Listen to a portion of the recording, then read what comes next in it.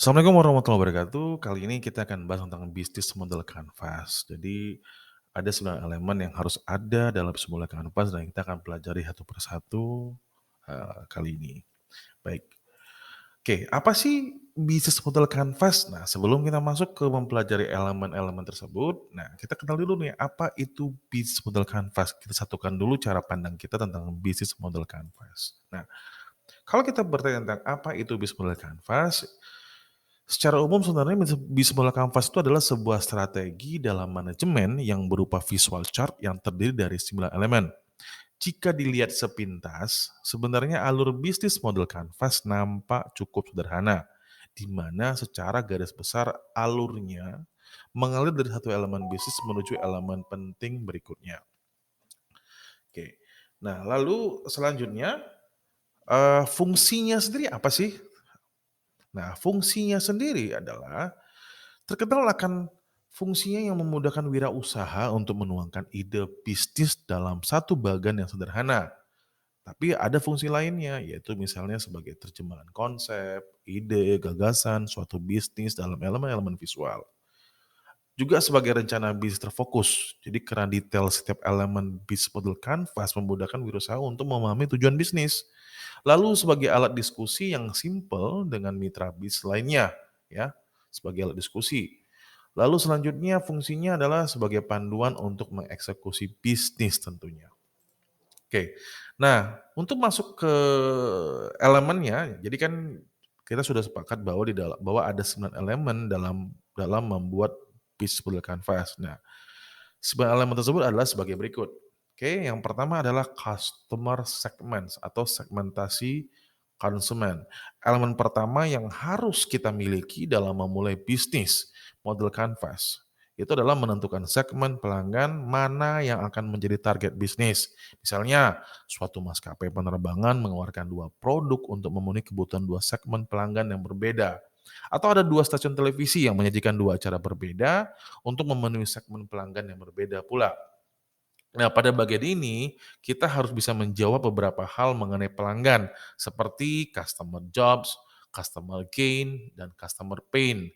Nah, kita jabarkan satu persatu ya. Kalau customer jobs ini, bagiannya adalah harus diisi yang itu masalahnya adalah untuk mengetahui apa saja pekerjaan dari pelanggan yang ingin diselesaikan dengan produk atau jasa yang mau kita berikan.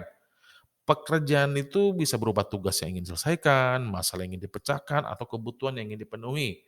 Nah, untuk mempermudah dalam mengisi customer jobs ini, kita bisa menggunakan pertanyaan-pertanyaan seperti misalnya pekerjaan fungsional yang ingin pelanggan selesaikan, pekerjaan sosial ingin pelanggan lakukan, pekerjaan emosional yang ingin pelanggan selesaikan, apa saja kebutuhan dasar dari pelanggan yang ingin dipenuhi.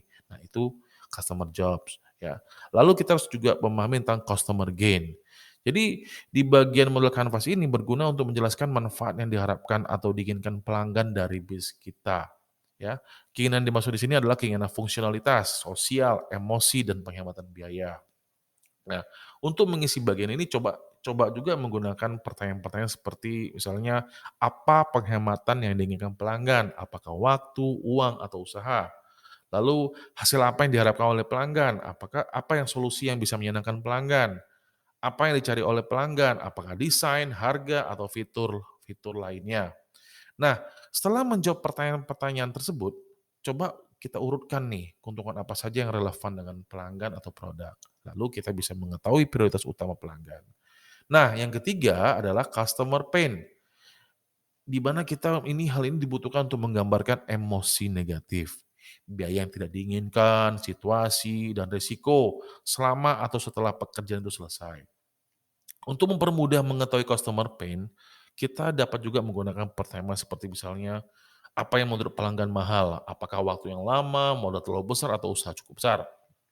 Lalu, apa yang membuat pelanggan merasa buruk, frustasi, terganggu, tidak nyaman, dan sebagainya? Bagaimana solusi sekarang ketika terjadi kinerja buruk, seperti fitur tidak sesuai, kinerja buruk, cepat rusak, atau sebagainya? Atau risiko yang pelanggan takutkan, apakah masalah uang, risiko teknis, atau sosial? Nah, sama dengan, bloknya atau bagian customer gain, Jika kita sudah menjawab pertanyaan-pertanyaan tersebut, kita juga bisa melakukan pengurutan mulai dari yang paling relevan berdasarkan pelanggan. Nah, dengan mengetahui kelemahan atau ketakutan dari pelanggan, kita bisa membuat produk yang bisa menjawab semua masalah yang dialami oleh pelanggan kita nanti. Oke. Nah, lanjut yang kedua adalah elemen kedua adalah value proposition, proposisi nilai konsumen, ya. Di mana di sini elemen yang dimaksud pada bisnis model company ini adalah sekat yang merupakan keunggulan produk. Keunggulan produk. Apa saja sesungguhnya poin-poin yang dapat mendatangkan manfaat yang ditawarkan bisnis atau perusahaan bagi customer segmennya. Sederhananya, kenapa sih customer harus belanja, harus beli punya kita? Gitu. Hal ini menjadi kesempatan kita untuk menjabarkan kekuatan dan keunggulan yang membedakan bisnis kita dengan bisnis-bisnis yang lain atau kompetitor atau siapapun lah yang mungkin memiliki serupa seperti ini. Sebelum memulai sebuah bisnis, kita harus mengetahui terlebih dulu siapa target audiens yang mungkin bisa menjadi pelanggan produk kita. Apa keuntungan yang bisa kita berikan kepada pelanggan? Produk apa yang ingin kita tawarkan? Nah, untuk lebih detailnya, eh, ada beberapa ada beberapa pertanyaan di dalam value proposition yang kita harus jawab dan bisa menjadi isu dalam membuat business plan. Yang pertama tuh misalnya produk dan service. Coba kita mulai dengan menulis semua proposisi dari produk atau service yang ingin kita jual. Apakah produk yang ingin kita jual bisa membantu pelanggan dalam memperbaiki pekerjaan fungsional, sosial dan emosional? Nah, setelah menuliskan semua proporsi nilai dan tidak dari produk, coba cocokkan nilai mana saja yang sesuai dengan kepentingan pelanggan. Apakah penting atau tidak penting? Lalu dengan menjawab hal tadi, kita bisa mengevaluasi proporsi nilai yang sebelumnya. Apakah yang dituliskan cocok dengan kebutuhan apa tidak? Nah, lalu yang kedua, ya kita bisa mengambil kita bisa menjelaskan bagaimana produk atau jasa yang kita pasarkan bisa meringankan penderitaan dan beban pelanggan. Di mana di bagian ini eee, kita harus menghilangkan atau mengurangi isi dari customer pain yang berhubungan dengan situasi yang tidak diinginkan, resiko pelanggan pada saat sebelum, selama, dan sesudah pekerjaan selesai. Nah, misalnya kayak pertanyaan yang bisa dijawab oleh perusahaan kita yang berhubungan dengan ini seperti, apakah pelanggan bisa lebih menghemat waktu kah, uang atau usaha? Apakah pelanggan bisa lebih baik? Apakah produk bisa menghasilkan performa kerja yang buruk? Gitu loh. Apakah produk bisa menghilangkan risiko yang takutnya pelanggan? Oke, itu pain relief ya untuk melepaskan rasa sakit, bisa nggak value kita. Lalu yang ketiga adalah gain creators. Nah, dalam bagian ini kita harus bisa dapat menjelaskan bagaimana produk atau jasa yang kita jual atau tawarkan bisa membuat pelanggan diuntungkan. Di Kita harus bisa menjawab ini, di bagian customer gain. Nah, misalnya kita bisa gunakan dengan pertanyaan seperti ini, apakah pelanggan bisa lebih menghemat waktu, uang, atau usaha? Apakah produk menghasilkan solusi melebihi harapan pelanggan? Apakah bisa membuat, pekerjaan pelanggan menjadi lebih mudah? Apakah bisa memberikan hasil positif yang cocok untuk pelanggan? Nah, itu pertanyaan-pertanyaan bisa kita lakukan. Oke, jadi 3 hal ini harus kita kuasain untuk dapat membedah value proposition. Oke, selanjutnya, elemen ketiga adalah channels atau saluran. Nah, channel yang dimaksud di sini adalah media atau sarana apa saja yang bisa Anda atau kita gunakan untuk menyampaikan produk atau jasa.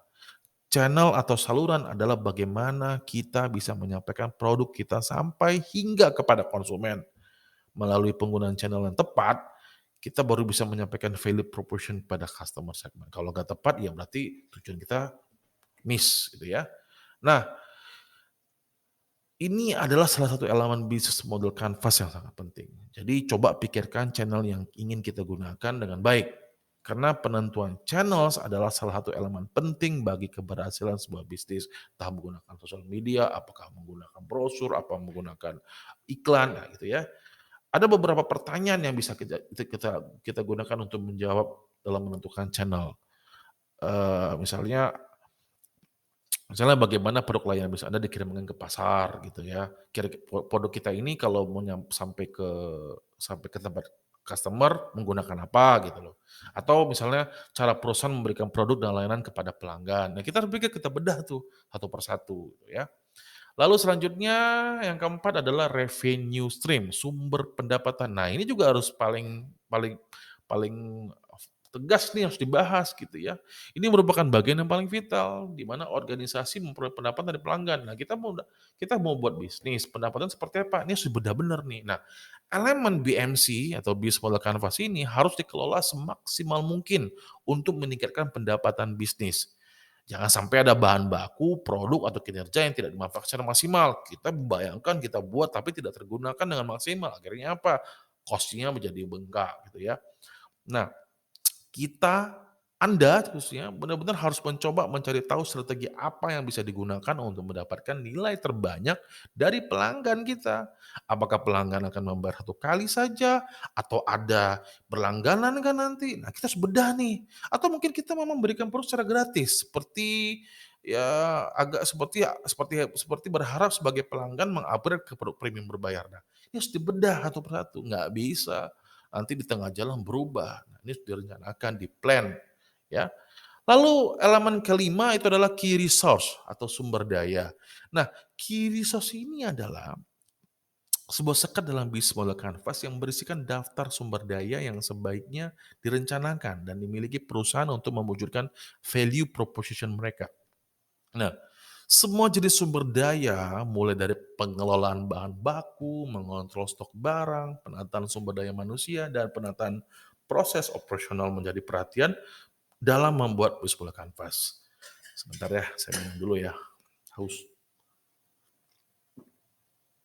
Oke, dalam poin kelima ini, membahas mengenai sumber daya yang diperlukan untuk menciptakan nilai bagi pelanggan. Di sini Anda ya, kita harus menjelaskan aset yang kita perlukan untuk membuat model bisnis startup ini berfungsi. Ya, tadi saya lupa di sini. Nah, nih, di mana key resource ini terbagi menjadi 4 kategori, yaitu adalah fisik gitu ya, fisik seperti gedung, kendaraan, mesin, dan jaringan distribusi. Intinya kita harus menjelaskan aset yang kita perlukan untuk membuat model bisnis startup ini berfungsi. Apalagi yang kedua, intelektual ya. Misalnya seperti merek, pengetahuan spesialis, paten, hak cipta. Lalu yang ketiga SDM ya. Key resource yang ketiga adalah SDM, orang-orang yang akan menjadi sumber daya utama, terutama adalah untuk perusahaan di industri kreatif atau pengetahuan intensif. Lalu adalah keuangan, jalur kredit kah, saldo tunai dan sebagainya. Ya, ini untuk elemen kelima. Lalu elemen selanjutnya adalah customer relationship atau hubungan konsumen. Customer relationship merupakan elemen dalam contoh bisnis model Canva di mana perusahaan menjalin ikatan dengan pelanggannya. Ya, bagian ini harus Anda jawab ya atau kita jawab untuk mengetahui bagaimana cara kita menjalin hubungan dengan pelanggan, di mana karakteristik pelanggan berbeda-beda ya. Kita pahami nih karakter kita berbeda-beda pelanggannya. Sehingga kita harus pahami bagaimana kita untuk mengambil hati pelanggan dan mempertahankan pelanggan agar loyal, yang sudah loyal menjadi lebih loyal, dia tidak berpaling. Perlu pengawasan yang ketat dan intensif agar pelanggan tidak mudah berpaling ke bisnis yang lain atau kompetitor hanya karena jalinan hubungan yang kurang baik. Ini sepertinya simpel tapi tidak tidak simpel kita melakukannya, malah ini harus butuh fokus yang luar biasa untuk menjaga customer relationship. Lalu selanjutnya adalah, yang ketujuh adalah key activities atau aktivitas yang dijalankan. Key activities adalah semua aktivitas yang berhubungan dengan produktivitas bisnis yang berkaitan dengan semua produk di mana kegiatan utamanya adalah menghasilkan proposisi nilai, ya. Poin ini diperlukan sebagai salah satu strategi bisnis terpenting yang harus kita lakukan untuk membuat elemen BMC ini berfungsi, di mana kegiatan-kegiatan utama harus secara langsung terkait dengan value proposition perusahaan. Di mana jika key activity ini tidak terkait dengan value proposition, maka ada sesuatu yang salah karena aktivitas yang Anda anggap paling penting tidak bisa memberikan nilai kepada pelanggan, ya toh? Nah, key activity biasanya dipecah jadi 3 kategori, yaitu tentang produksi, di mana kategori ini mengacu pada penyampaian produk atau jasa kepada pelanggan. Biasanya Anda harus melakukan ini dengan kualitas tinggi atau kuantitas tinggi tergantung pada branding usaha kita. Lalu yang kedua adalah pemecahan masalah. Menemukan solusi baru untuk masalah masing-masing pelanggan juga dapat menjadi tugas utama kita. Hal ini biasa dilakukan oleh konsultan atau organisasi layanan. Lalu ketiga, menggunakan platform untuk jaringan perangkat lunak base biasa berfungsi sebagai platform. Untuk itu key activity perusahaan semacam ini adalah untuk terus memperbarui dan menginovasi platform mereka. Inilah tiga tiga kategori tersebut, ya, bisa dipecah.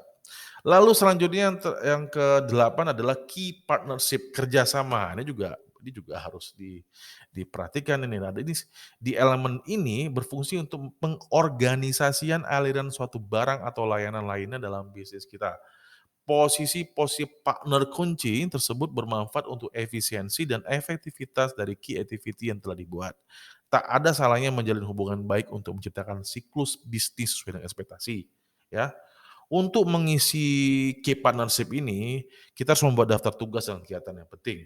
Untuk mengisinya, eee, kita bisa gunakan pemasok dan mitra untuk membuat model bisnis berfungsi. Biasanya ada 3 alasan untuk menciptakan kemitraan. Jadi, ada 3 alasan untuk menciptakan kemitraan nih, misalnya skala ekonominya, pengurangan risiko dan ketidakpastian, juga akuisisi sumber daya atau aktivitas. Nah, yang terakhir, cost structure, struktur biaya.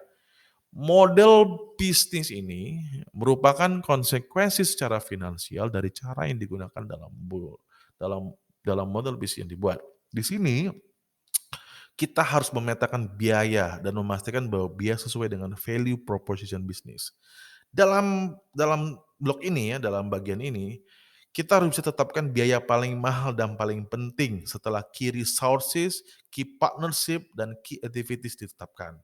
Mengelola biaya secara efisien akan membuat bisnis yang dijalani menjadi lebih hemat dan bisa meminimalkan resiko kerugian. Nah, hal ini juga dapat menentukan proporsi nilai yang tepat untuk pelanggan. Nah, pada elemen terakhir ini, disinilah dibutuhkan laporan keuangan dan pembukuan yang tepat. Bisa dibilang nyawanya, nadinya ada di sini. Oke, nah kalau kita mulai seperti apa sih BMC itu? Lah inilah dia. Ini yang pertama, yang terakhir ini adalah cost structure, ya. Ini customer segment, ini ada value proposition, lalu bagaimana kita menjalin hubungan dengan customer kita, terus bagaimana kita menyampaikan produk kita kepada customer. Lalu kita lihat key partnernya, bagaimana kita melakukan key activity-nya, terus key resource seperti apa. Nah, ini dari sini, dari sisi kanan ke kiri, ini ada revenue stream, kita harus tahu dari mana dapat duitnya, lalu biaya apa saja. Nah, dengan menguasai 9 elemen ini, nah maka kita bisa memulai untuk apa namanya, me me me me apa, memetakan bisnis yang kita lakukan. Baik, demikian, paparan dari saya tentang bisnis mulai kanvas, terutama tentang mengenal 9 elemen. Nah, terima kasih, sampai ketemu lagi di materi selanjutnya. Assalamualaikum warahmatullahi wabarakatuh.